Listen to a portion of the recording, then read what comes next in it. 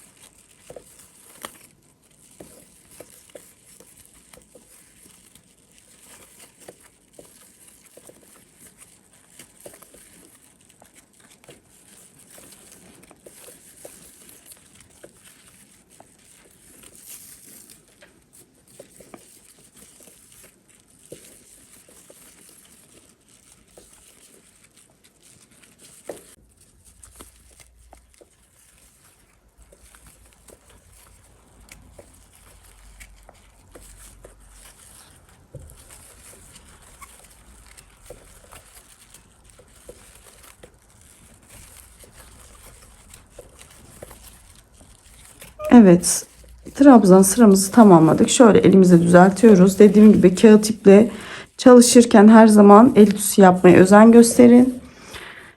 Bunları yaptık. Şimdi iki tane zincir çekiyoruz. Örneğimizi ters çeviriyoruz. Ve buradan 1 2 3 tane sık trabzanımızı atlayıp yanındaki boşluğa batıyoruz.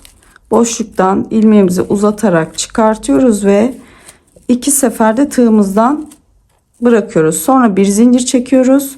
Şurada ilk yukarı çıktığımız değil, onun yanındaki boşluktan tekrar ilmeğimizi geri doğru batıyoruz. Uzatarak çıkartıyoruz. Bu şekilde zincir çekmeden aralarda 1 2 3 tane atlıyoruz ikili trabzanı. Ortasından ipimizi uzatarak çekiyoruz. Bir zincir çekiyoruz. Tekrar doluyoruz. 1 2 3, şu aradaki geriye battığımız yeri tekrardan bu sefer geriye doğru batıyoruz. Uzatarak çekiyoruz. İki seferde tığımızdan çıkartıyoruz. Bu şekilde bütün trabzanlara aynı işlemi uygulayacağız. Üçer üçer ayırıyoruz. 1 2 3.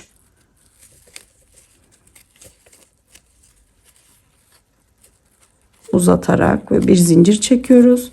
Tekrar dolayıp 3 tane trabzanın bu arka tarafından batıyoruz. Uzatıyoruz ipimizi. 1 2.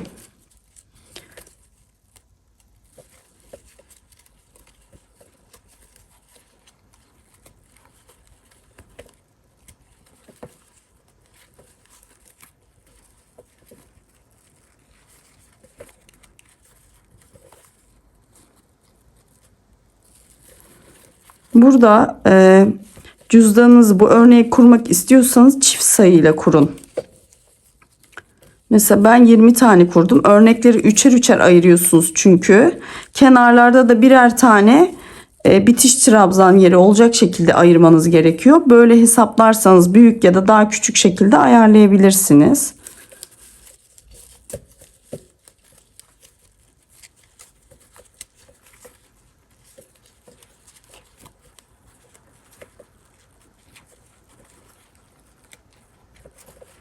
Ve bitiş yerine burada şu sonda kalan trabzanın şu üstteki zincirin tepesinin içerisinden batıyoruz ve buraya 2 seferde çıkıp bitiş trabzanımızı yapıyoruz.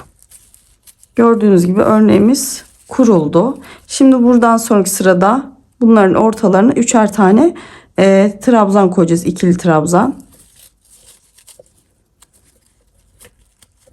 2 zincir çekiyoruz tekrar. Dönüyoruz. Şimdi burada da şu örneklerin ortalarına üçer tane trabzan yapacağız. Tığımızı doluyoruz. Gördüğünüz gibi şu çapraz örneklerin ortalarına batıyoruz ve ikili trabzan yapıyoruz. 3 tane.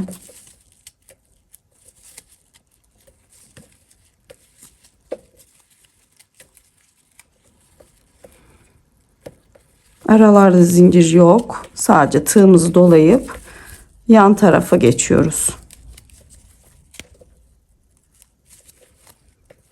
İp sert olduğu için bazen böyle aksilikler olabiliyor.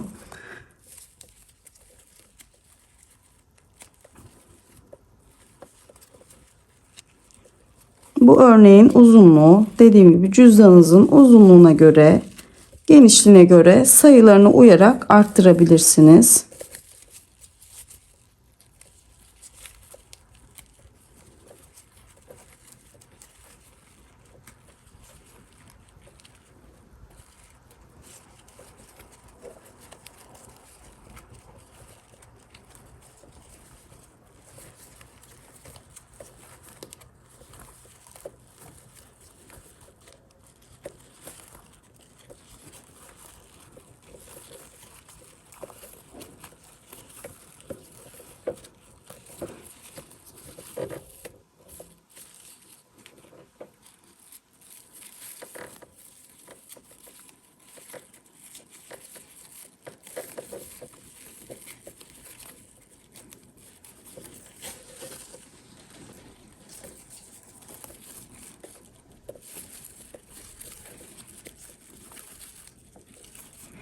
Evet, köşeyi trabzana geldik. Burada köşede tekrar aynı şekilde dolayıp şuradan şu tepesi noktasından batıyoruz ve ikili trabzan yapıp bir sonraki sıraya geçeceğiz ve önce düzeltiyoruz elimizle. Dediğim gibi her örümden sonra örgünüzü elinizle düzeltin çünkü kağıt ip böyle el ütüsüyle daha güzel duruyor. Şimdi burada da ters döndük. 2 zincir çekip aynı şuradaki örneği kuracağız. Tekrar göstereyim. Tığımızı doluyoruz. Şu aradaki boşluklar var görüyorsunuz. Üçer tane trabzanların arası. Buraya batıyoruz. Uzatarak tığımızdan 2 kere de ilmeğimizi çıkarıyoruz. Bir zincir çekiyoruz. Bu sefer şu aradaki başlangıç boşluğuna batıyoruz. Şu şekilde.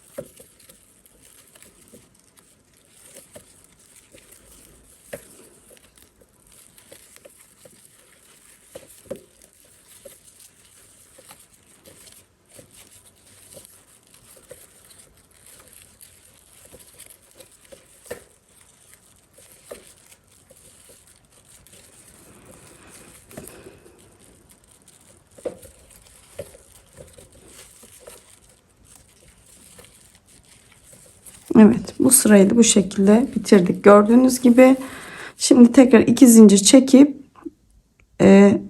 ters döneceğim ve bunların aralarına buradaki işlemi yapıp uygulayacağım.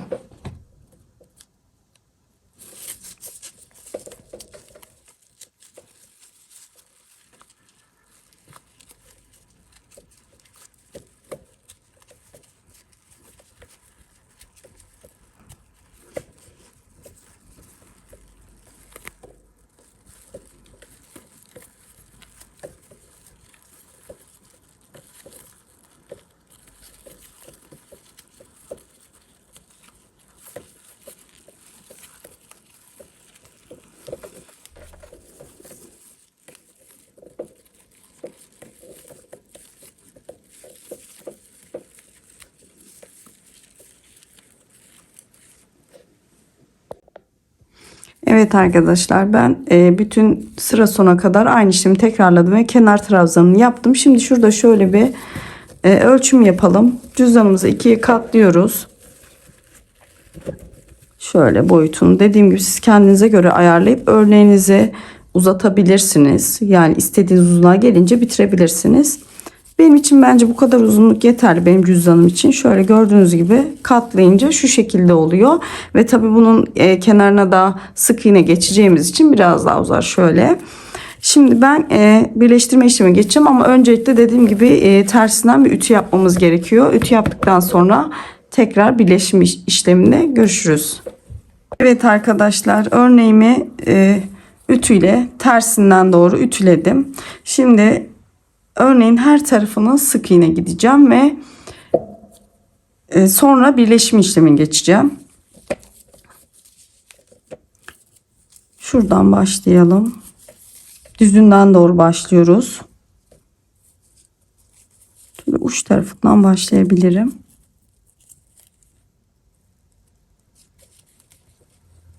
Şöyle.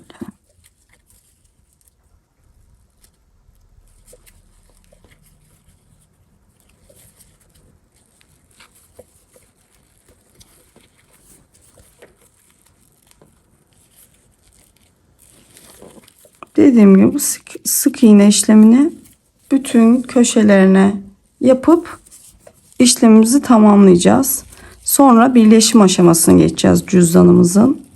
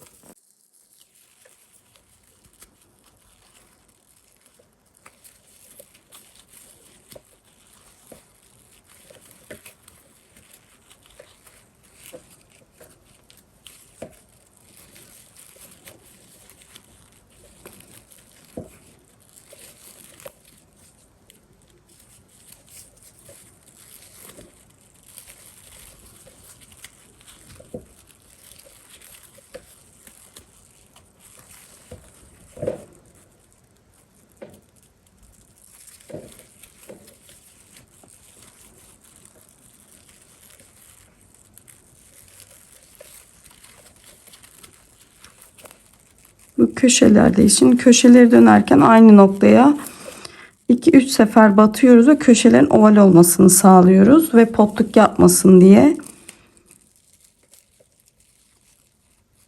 Birazcık gevşek tutmaya bakıyoruz, çalışıyoruz. İp sert olduğu için biraz zor batıyor.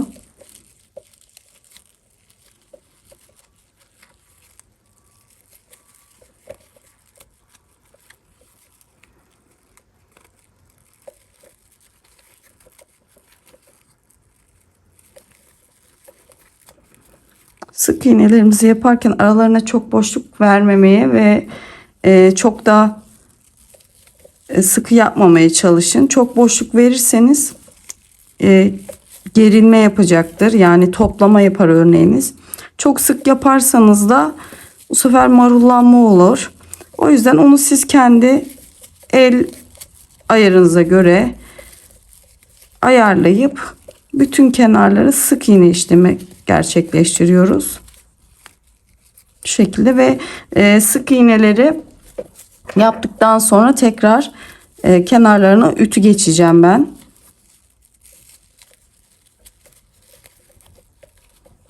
Evet, bu şekilde bütün kenarları sık iğne yapıp geliyorum.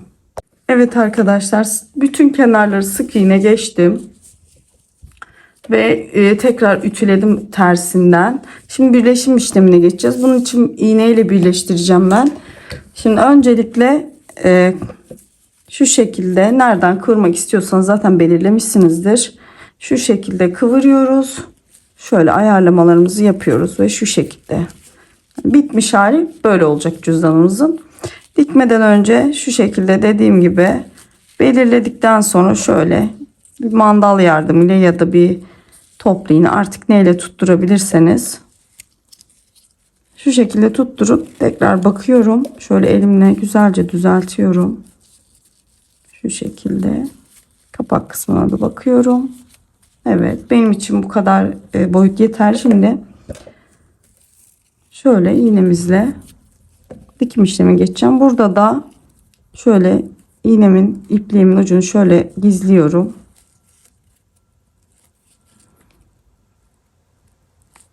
Şuradan başlayarak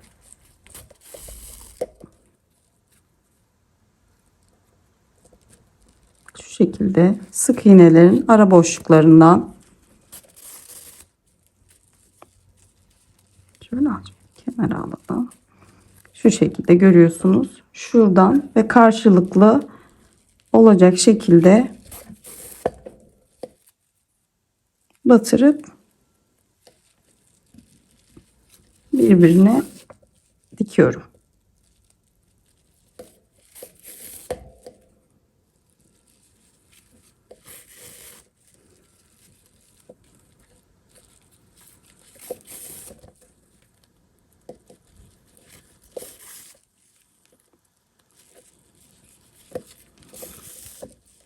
Siz bunu dilerseniz böyle birleştirip sonradan da sık iğne dönebilirsiniz ama ben bu şekilde daha güzel buluyorum.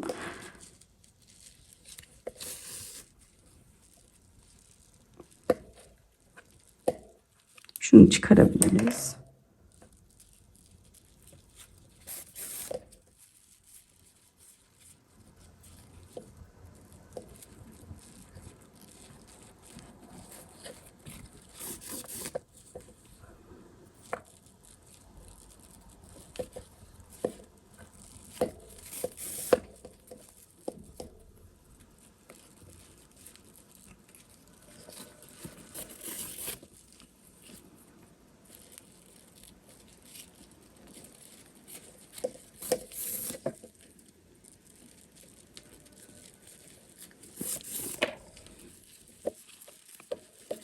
Sağlam olması açısından dönüyorum ve tekrar dikim işlemi gerçekleştiriyorum bu şekilde.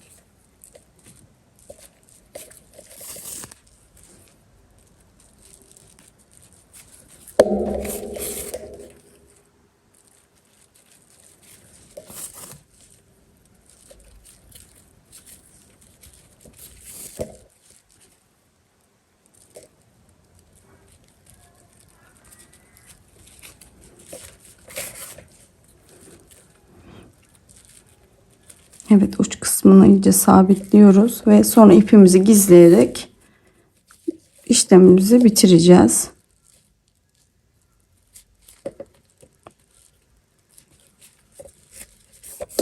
Şu şekilde.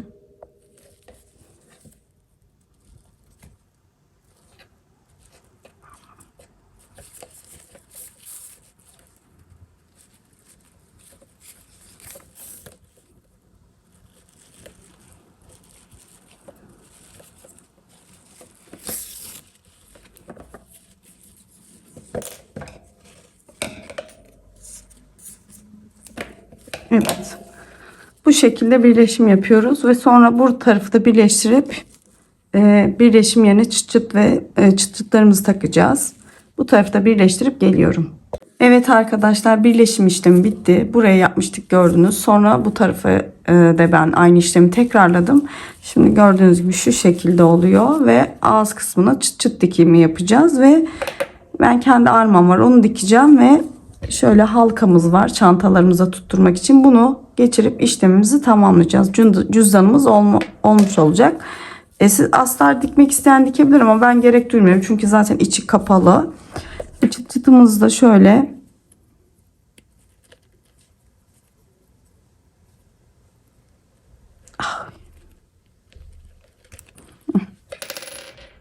şimdi ayarlayalım. Şöyle kapağının yerine doğru önce şu üst kısmını ben yerleştireceğim. Şöyle ortalıyorum. Ve ortaladıktan sonra iğnemle sabitleyeceğim buraya.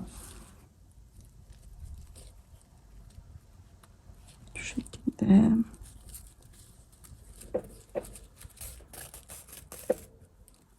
Burada dikerken ipimi tek kat halinde ayırdım. İnce bir şekilde dikiyorum. Burada bir kalınlık oluşmasın diye.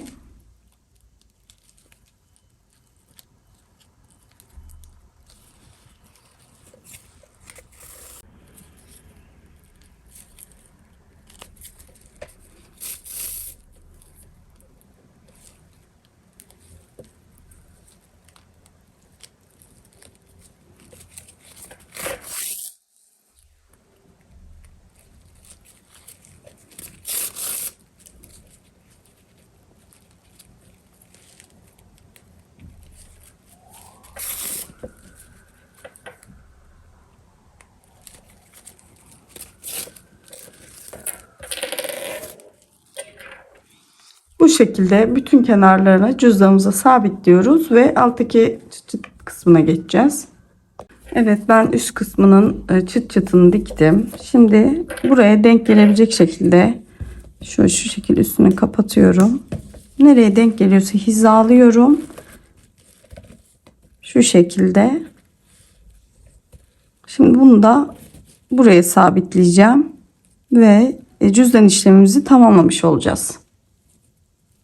Arkadaşlar, ben çıt çıt dikimini de bitirdim. Üstüne de kendi markama ait logomu diktim. Bir de şöyle bir aparatımız var, çantamızın kenarına tutturmak için.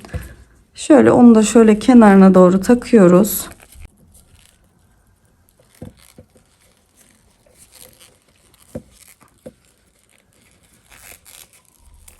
Evet, şu şekilde. Gördüğünüz gibi cüzdanımız hazır. Umarım beğenmişsinizdir. Kanalıma abone olup beni desteklerseniz çok sevinirim.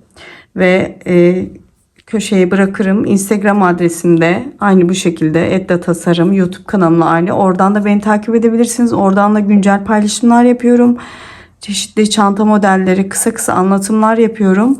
Umarım cüzdan çalışmamızı da beğenmişsinizdir. Yorumlarınızı, beğenilerinizi eksik etmezseniz sevinirim. İzlediğiniz için teşekkür ederim. İyi günler.